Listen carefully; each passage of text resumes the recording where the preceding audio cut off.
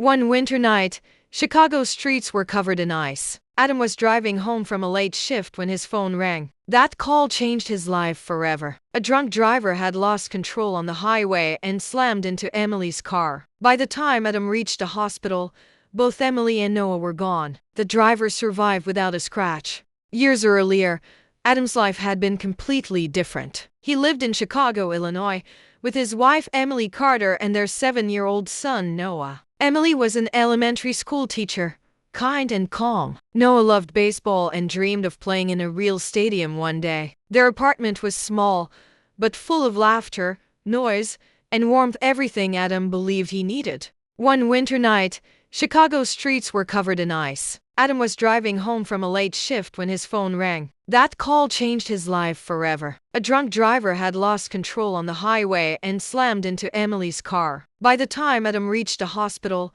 both Emily and Noah were gone. The driver survived without a scratch. The driver's name was Ryan Brooks, the son of a wealthy businessman. The case went to court, but money spoke louder than truth. Ryan walked free with only 6 months of probation. Adam stood silently in the courtroom, watching justice fail in front of him. From that day on, Chicago felt like a grave. Adam packed his life into boxes and disappeared. In Flagstaff, Adam avoided people. He spoke little, worked more, and carried a worn notebook everywhere. Inside it were dates, locations, newspaper cuttings, and one name written again and again: Ryan Brooks. Adam followed every update. Ryan had moved to Los Angeles, California. He owned companies, attended parties, and smiled for cameras like nothing had ever happened. One morning, Adam closed the garage without explanation. He packed a small bag and got into his old 2008 Ford Mustang. He drove onto Route 66, the long American highway cutting through deserts and forgotten towns. This was not a normal trip.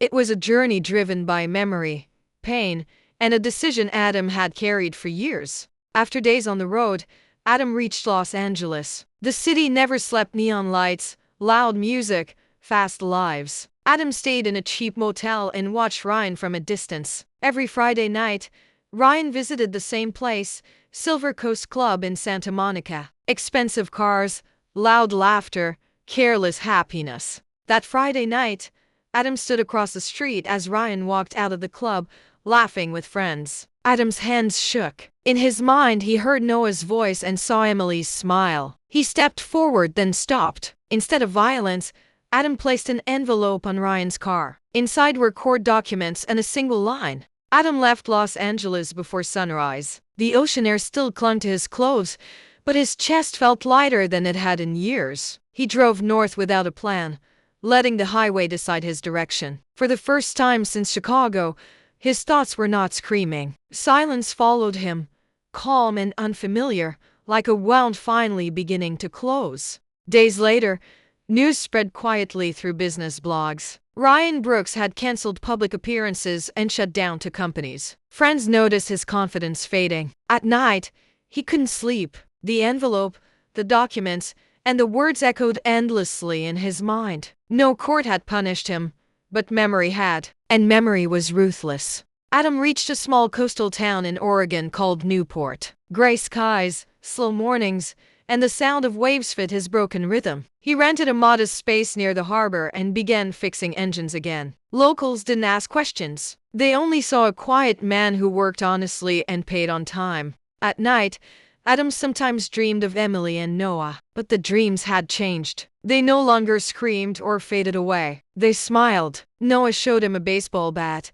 Emily stood behind him, peaceful and warm. Adam woke up with tears, but no fear. Grief still lived in him, but it no longer controlled him. Months passed. Adam's workshop gained respect. Fishermen, delivery drivers, and tourists trusted his hands. He spoke more, listened more, and even smiled once in a while. Pain didn't disappear, it settled. Like the ocean outside, always present, but no longer violent. One evening, Adam opened the old notebook for the last time. He looked at the dates, the clippings, the name Ryan Brooks written in heavy ink. Slowly, he tore the pages out. One by one, he walked outside and dropped them into a fire barrel. The smoke carried his past into the night sky. Far away in Los Angeles, Ryan Brooks sold his mansion. He avoided cameras and left the city quietly. Therapy, medication, and guilt became his new routine. No one knew why he had changed. No one asked. But deep inside,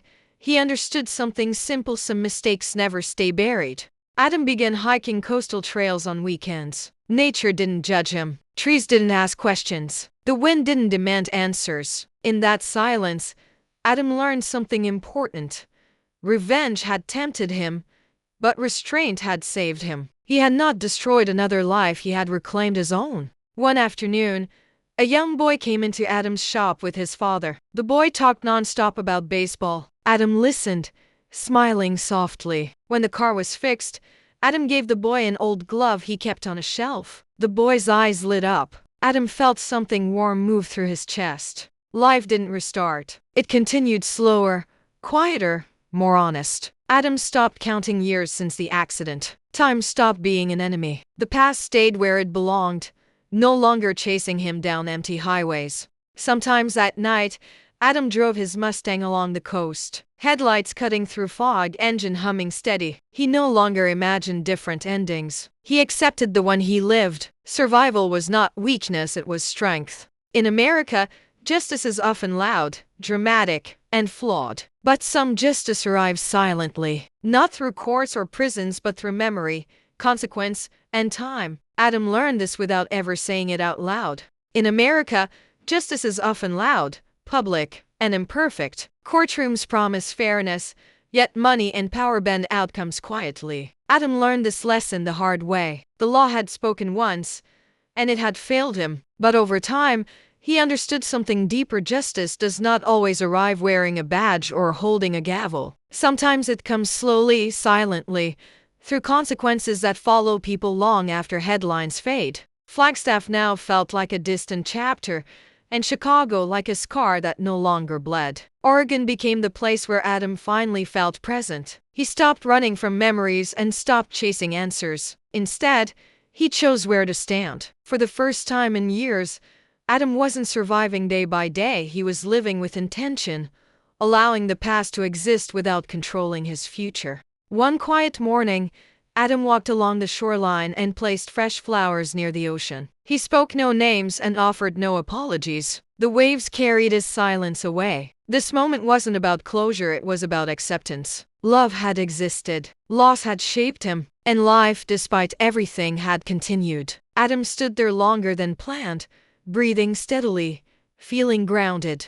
The road had taken nearly everything from Adam's family, certainty and innocence. Yet it had also returned something rare: peace. Not happiness filled with noise and celebration, but peace rooted in understanding. Adam realized that healing didn't mean forgetting. It meant remembering without breaking. The highway no longer haunted him. It simply reminded him of how far he had traveled. Many stories end with violence. Others end with forgiveness spoken aloud. Adam's story ended differently. It ended with restraint, awareness, and strength earned through suffering. He never became a hero, and he never became a villain. He became a man who chose control over chaos, silence over destruction, and life over revenge. That choice reshaped everything that followed.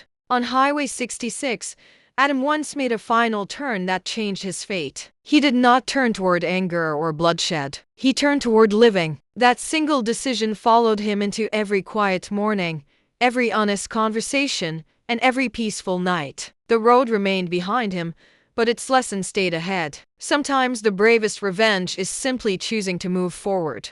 Adam's days in Newport followed a steady rhythm. Morning coffee by the harbor, engines to repair, and evenings filled with ocean wind. Routine gave him balance. He learned that stability wasn't boring, it was healing. Every completed repair felt like restoring a small part of himself, piece by piece, without rushing the process or forcing outcomes. Occasionally, tourists asked Adam about his past. He answered simply, never mentioning Chicago or Los Angeles. Some stories didn't need retelling to exist. What mattered was who he had become. The quiet mechanic by the sea was not running anymore. He was standing still, rooted, finally present in his own life. News from the outside world reached Newport slowly. When Adam heard that Ryan Brooks had left the country for a long sabbatical, he felt nothing: no anger, no satisfaction, just distance. That was when Adam knew the hold was gone. True freedom arrived not with confrontation, but with indifference.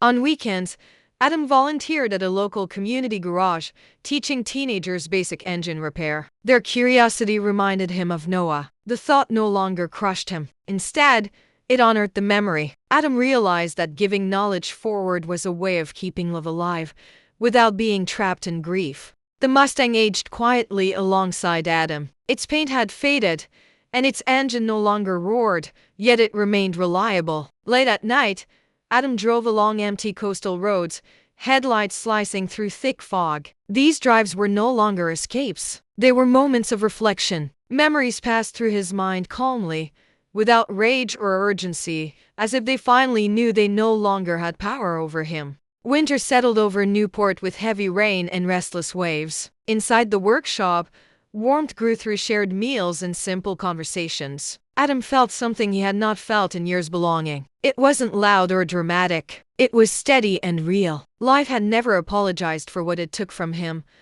but quietly, it had given him a place to stand again. Adam stopped measuring his life by loss and pain. Instead, he counted peaceful mornings and quiet nights. Healing did not arrive in a single moment. It came slowly, disguised as ordinary days filled with work, routine, and calm. And those days, once meaningless, became enough. They carried him forward without asking him to forget where he had been. Sometimes Adam wondered who he might have been if tragedy had never entered his life. The thought passed without regret. That version of him belonged to a road never taken. The man he was now had been shaped by survival, patience, and choice. He had accepted his path not because it was easy, but because it was his. Standing by the ocean, Adam watched waves rise and fall without resistance. Storms passed. Calm returned. The sea taught him acceptance. Strength, he realized, was not the absence of pain. It was the ability to carry it without letting it control tomorrow. In that understanding, Adam felt complete, not fixed, but whole. Adam Carter's journey was never about revenge. It was about a choice made at a crossroads. He could have turned toward anger and destruction, but he chose life instead. The highway, the loss, and the silence had all shaped him. In the end, Adam did not defeat another man. He defeated the darkness within himself, and that victory was enough.